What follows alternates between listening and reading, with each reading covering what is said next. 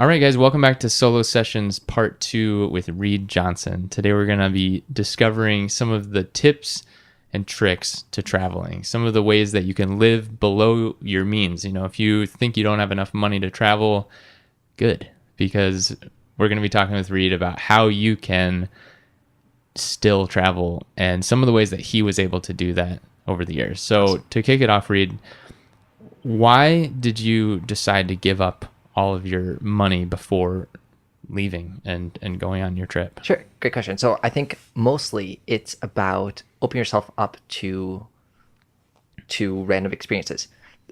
I feel like oftentimes when you travel and you spend money on the more money you spend, the more control you get for the experience, which a lot of people like, and if that's what you like, go for it.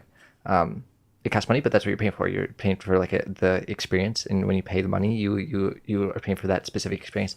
And what I love about traveling is sort of like the randomness that comes up with it, and the different people that you'd meet that you would never meet if you were at a fancier hotel.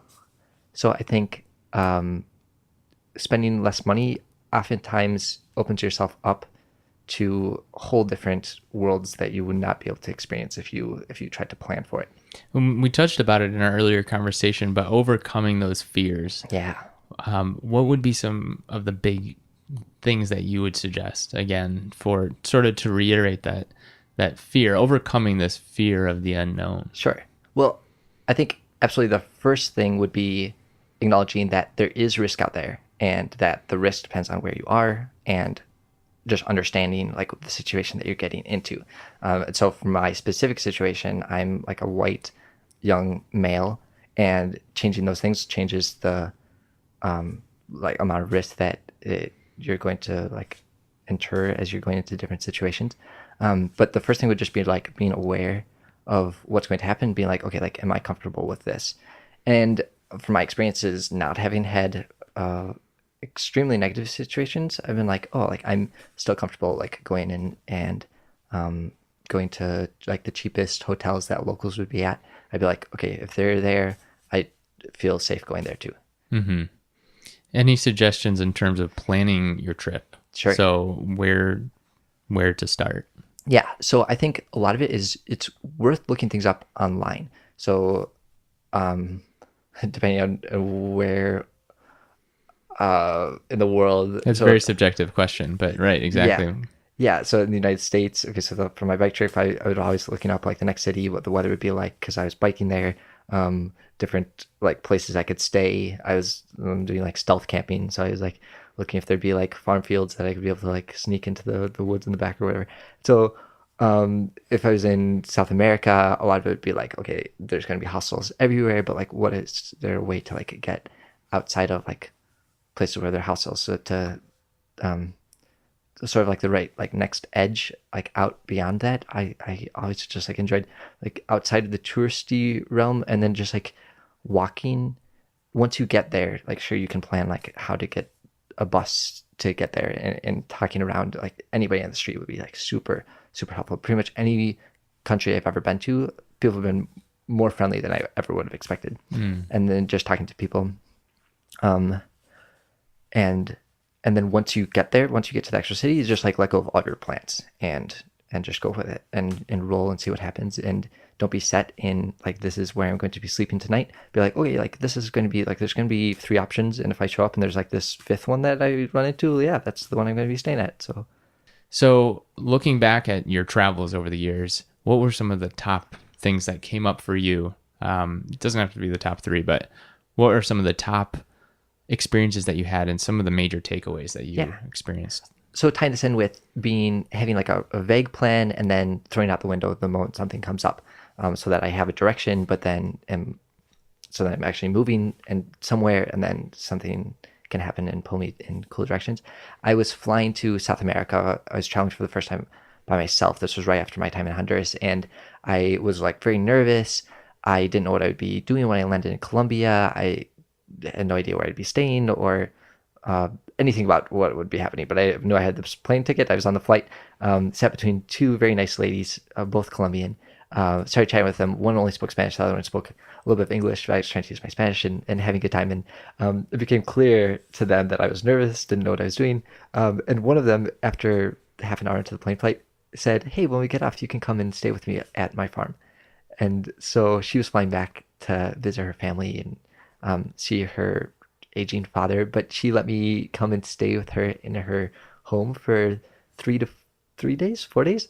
I helped out on their blackberry farm picking blackberries, and I just had the most fantastic time. And all of it was just sort of like being willing to talk to the person next to me on the plane flight, which before I had never done, but now I do it every time because in the end of it, just like this, you get a cool story out of it. You hear somebody else's perspective, and uh, who knows what will happen. So staying open. Staying open. Yeah, and talking to your neighbors. Talking to your neighbors on plane flights or everything. So right after that, she gave me a ride to the border, and I was buying this bus ticket down to Ecuador to visit this family that I was going to be staying with. And I was walking up to the bus station, and outside there's some people who are juggling. Just like on the grass, they're practicing. And I was part of a juggling club growing up and can juggle it. So I walked over and started like hanging out with them. And they were like, "Oh yeah, we're going to the same place." I was going over into Ecuador, and they were too. And so they said, "Oh, buy this. Just like ask them if you can get like a cheaper ticket." And I was like, "Well, that's a thing." And so I walked up and I was like, "Hey, so these people said that they got this much for the bus ticket," and they're like, "Oh yeah, yeah, that's fine." So I bought it for like $5 less than it would have been, and then kept hanging out with them. And we went into the street corner to the stoplight and street performed for a while. And people would hand out money out of their windows, and they were just like completely just like surviving off of this street performing. And so I did it with them for 2 days, and we earned enough money to like to stay at hostels to buy dinner. And then they taught me how to hitchhike. I never hitchhiked before, and I was extremely nervous, but we did that together.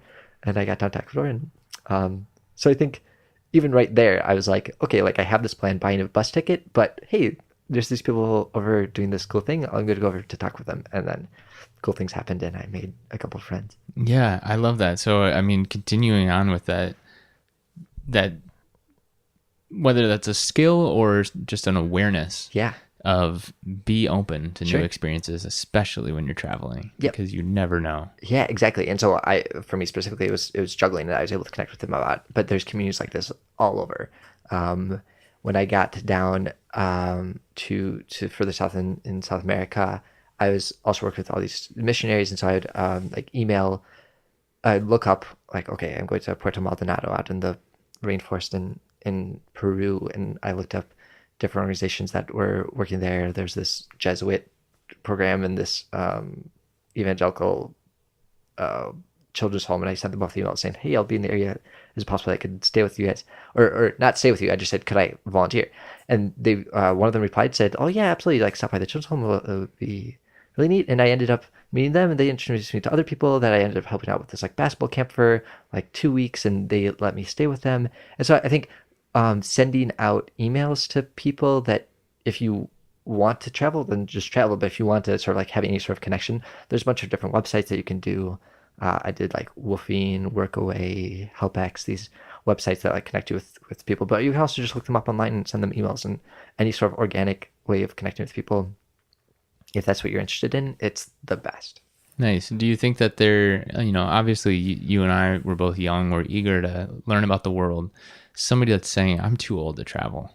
What do you say? Oh, I think absolutely, like make it what you want. There's always ways to do it. There's always ways to like get where you want for cheaply, depending on like what you're wanting. Like just make it happen. Talk to other people who have had experiences, and make it your own. Because really, it can be whatever you want. It can be as pricey or as cheap or as like exotic or local or whatever you want it to be. It's what you make it. Yeah. Yeah. Well, thank you so much for taking a Yeah, this few was extra fun. minutes with us. And Absolutely. yeah,